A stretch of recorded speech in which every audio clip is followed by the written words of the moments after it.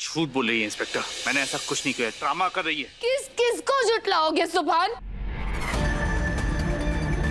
ठीक है चलो मान लिया कि मैं झूठ बोल रही हूँ। इंस्पेक्टर साहब आप चाहे तो मेरी अम्मी और नानी अम्मी उनसे पूछ लीजिए, वो आपको बता देंगे कि मेरे साथ क्या क्या हुआ है। आप उन लोगों की गवाही नहीं ले सकते इंस्पेक्टर, वो इसी की तरफदारी करेंगी, इसी की साइड लेंगी। वो लोग सिर्फ सच की तरफदारी कर रहे हैं इंस्पेक्टर साहब, वो सिर्फ मेरी ही अम्मी नहीं है इंस्पेक्टर साहब, वो इस लड़की की भी अम्मी है। आप ही बताइए वो इसका साथ क्यों नहीं दे रही है अगर ये सही है तो। एक मिनट, आप दोनों बहनें? बदकिस्मती से ये लड़की मेरी बहन है। देखती जाओ मन्नत, अब आएगा असली मजा। कलयुग है भाई, घोर कलयुग। ओ भाई, अभी थोड़ी देर पहले तो आप हमको शर्म वरम का पाठ पढ़ा रहे थे। अब कहाँ गई आपकी शर्म?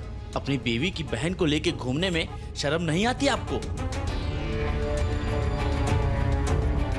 अरे भाई, कम से कम कुछ तो शर्म लिहाज कर लिया होता। अपनी ही बीवी की बहन पर डाका डाल दिया। आपने बिल्कुल सही फरमाया इंस्पेक्टर साहब, क्या किरदार पाया इन नौजवानों ने। अरे लानत है ऐसे लोगों पर जो कौम को बदनाम करने पर तुले हुए हैं।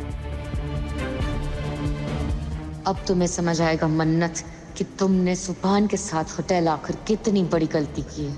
इस बेहया को तो देखो, अपने ही बहनों के साथ होटल में रंग रलियां मनाने आई है और अपनी बहन का घर उजाड़ रही है। मुझे तो ये दोनों बेहया लग रहे हैं। बस कीजिए आप लोग,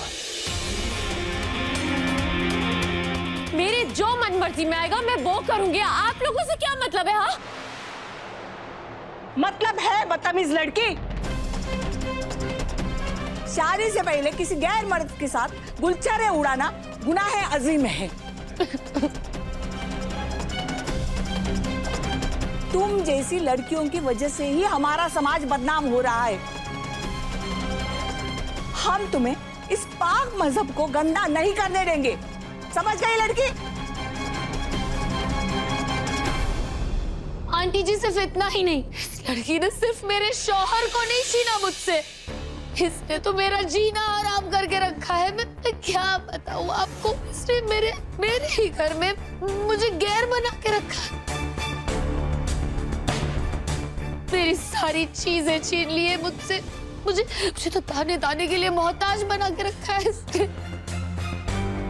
स्टॉप इट इबादत, बंद करो अपनी ये बकवास। अल्लाह खैर करे बेटा, तुम्हारे साथ बहुत जुल्म हुआ है। मैं दुआ करूंगी तुम्हें सताने वाले फना हो जाए।